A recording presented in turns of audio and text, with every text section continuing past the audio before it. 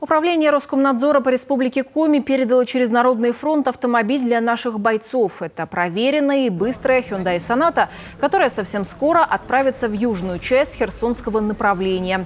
Там ее очень ждут, ведь крупная техника на позициях крайне востребована.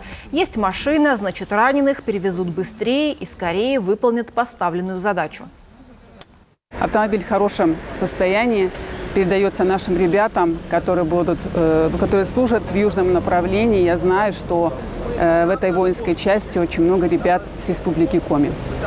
Я надеюсь, этот автомобиль поможет им и в бытовых условиях, и для военных целей, и приблизит наших ребят и нас к победе.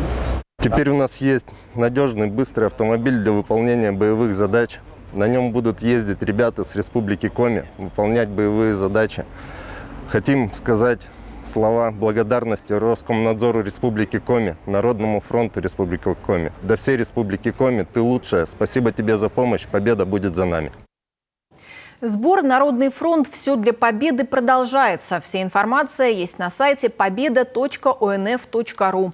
Помочь можно и отсканировав QR-код. Любая сумма – это крепкое плечо для земляков из Коми.